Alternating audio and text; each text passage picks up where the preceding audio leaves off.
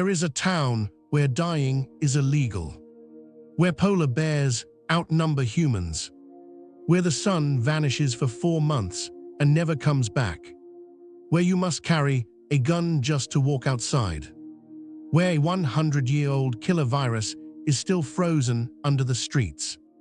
Alive, waiting, where no cats are allowed. Not one, where anyone in the world can move here. No visa, no questions, where 2,500 humans chose to live among 3,000 polar bears. This place is real. It is called Svalbard, the most bizarre place on Earth. Find the top of the world on any map. Go as far north as your finger can travel before it falls off the edge. Right there, floating in the frozen Arctic Ocean, is Svalbard. It is a Norwegian archipelago, a group of islands, cold, dramatic, and impossibly remote. The nearest major city is Tromsø in Norway, and that is still over 1,000 kilometers away. There are no roads connecting Svalbard to anywhere. The only way in or out is by plane or by ship cutting through icy water. The islands cover about 61,000 square kilometers. That is roughly the size of the entire country of Croatia. But the population, just around 2,500 people. That means there are more polar bears on these islands than there are humans. Scientists estimate around 3,000 polar bears live here. So at any given moment, the bears outnumber the people. Think about that for 1 second. But here is where Svalbard gets immediately strange. It is Norwegian territory. Norway owns it. Norway governs it. But because of an international agreement signed way back in 1920, called the Svalbard Treaty, citizens from 46 different countries have the equal right to live and work here. No visa needed. No work permit required. A farmer from Thailand, a teacher from Brazil, an engineer from Russia, any of them can simply arrive and stay. It is one of the only places on Earth where the borders are, by international law, open to nearly the whole world. And yet, almost nobody comes, because surviving here demands something that most people simply do not have. A deep, quiet stubbornness, a love for darkness, silence, and cold so fierce it feels personal. This is not a place that welcomes you warmly. This is a place that tests you the moment you step off the plane and watches to see if you are strong enough to stay. Alarm rings at 7 a.m. Outside, complete darkness. Not evening darkness. Not cloudy darkness. Pure Arctic darkness. The kind that makes you forget the sun ever existed. First thing before anything else, check the Polar Bear Alert app. Yes, this is a real app. It tells you if a polar bear was spotted near town last night, because your morning commute depends on it. Get dressed. Not like normal.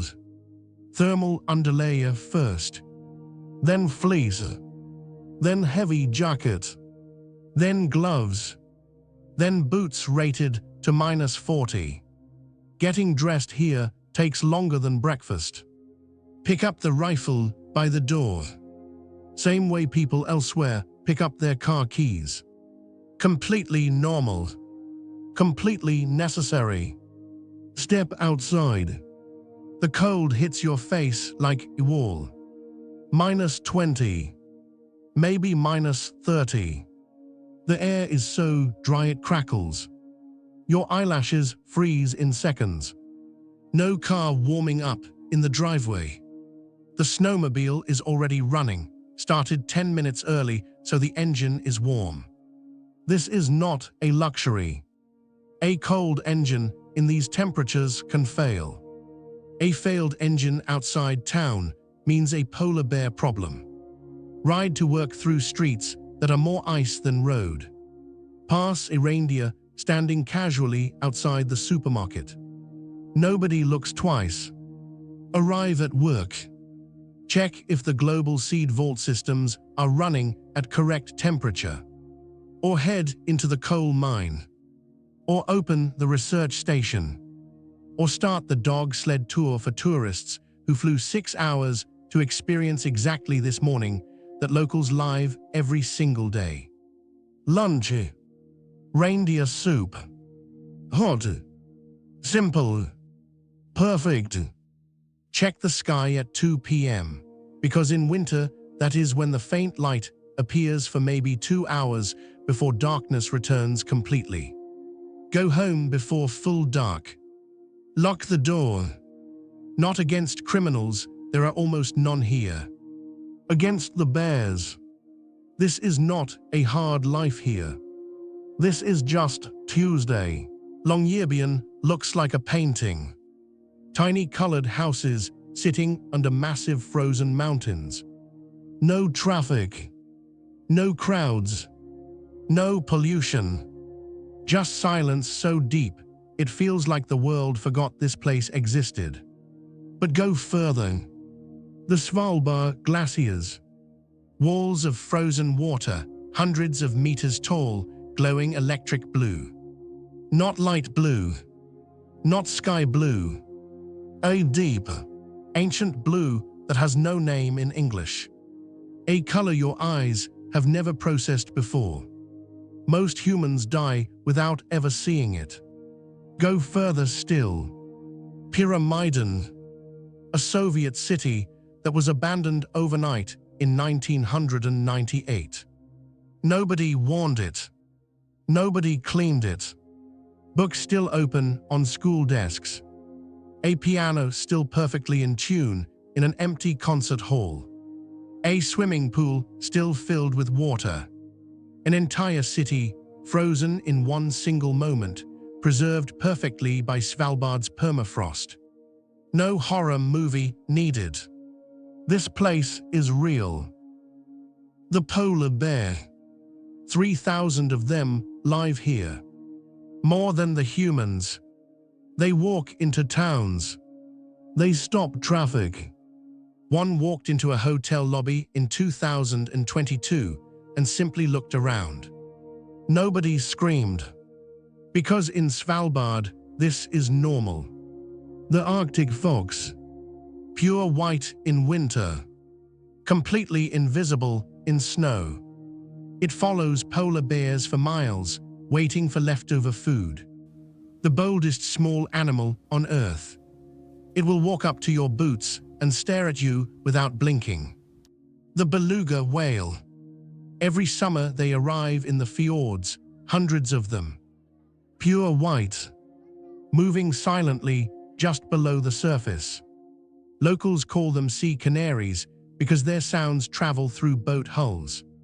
You can hear them without going in the water. One island.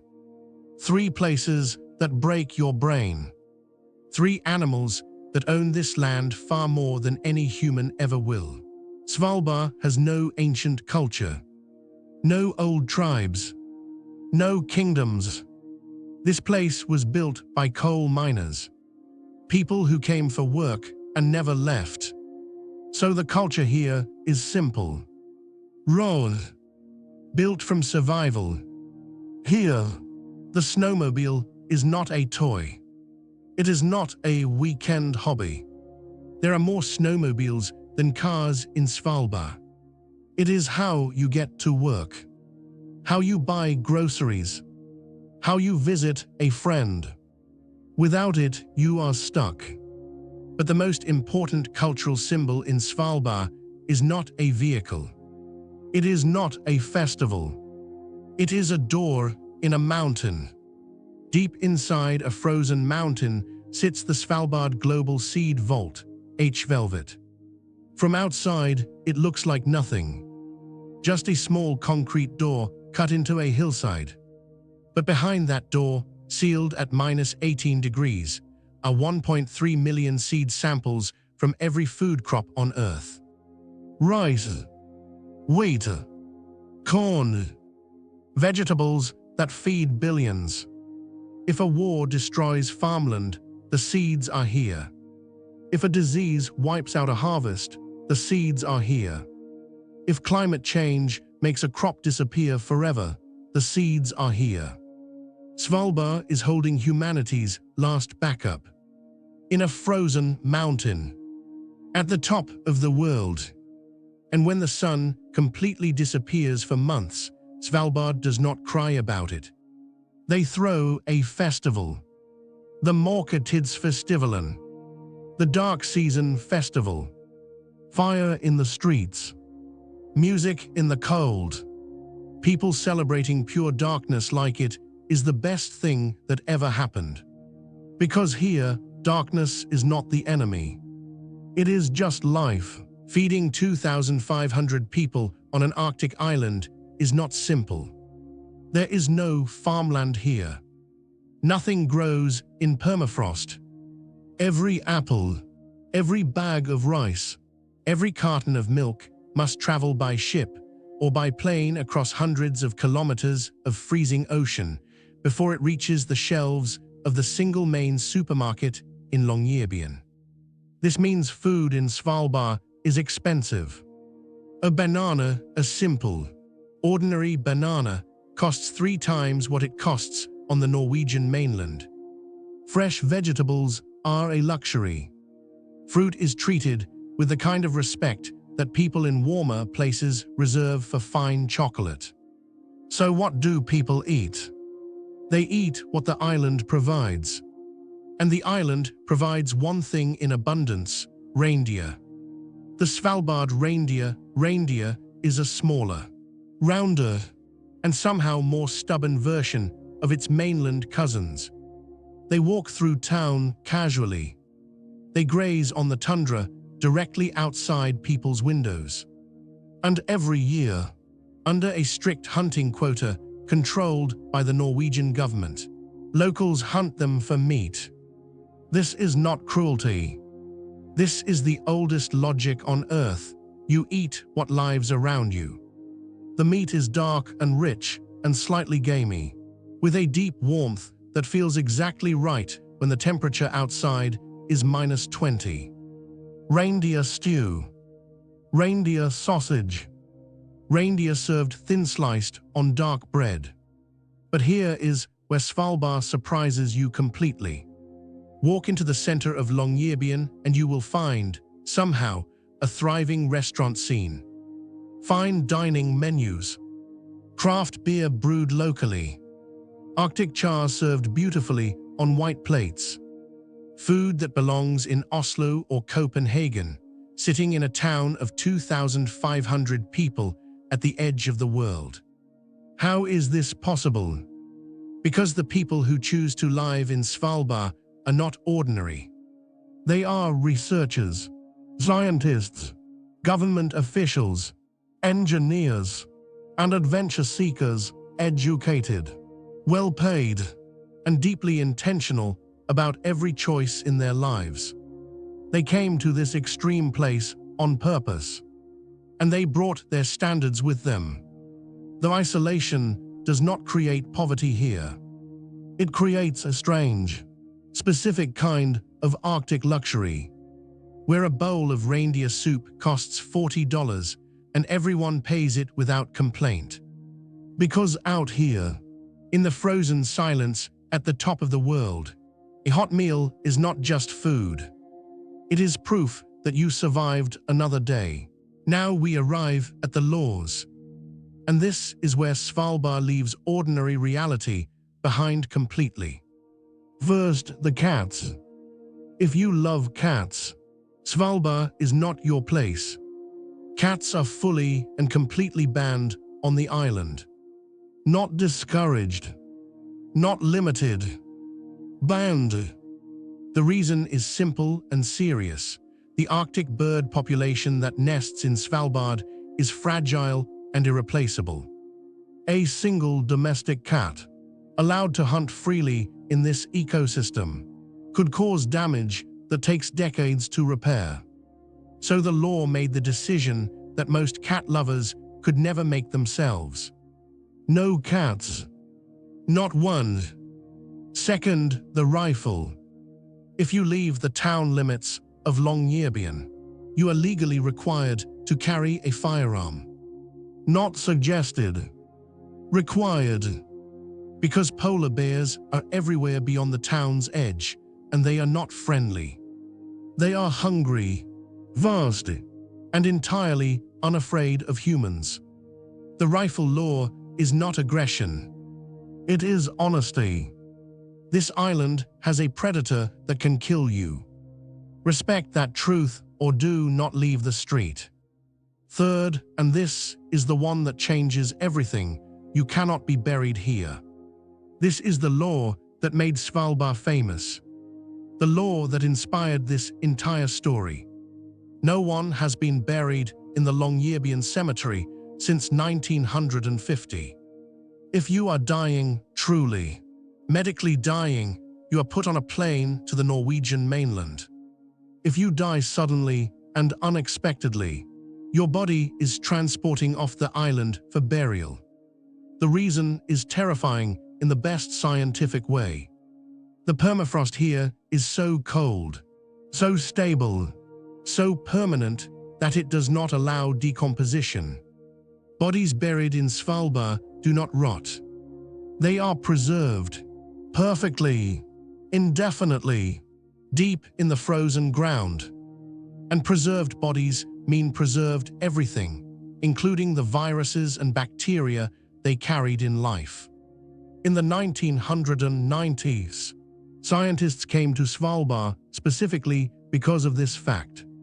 They excavated graves of miners who died during the 1918 Spanish flu pandemic. And what they found was chilling: the influenza virus from 1918 was still intact, still present, still potentially viable in the frozen tissue. A virus that killed 50 million people sitting quietly in the permafrost, waiting. The death law is not bureaucracy.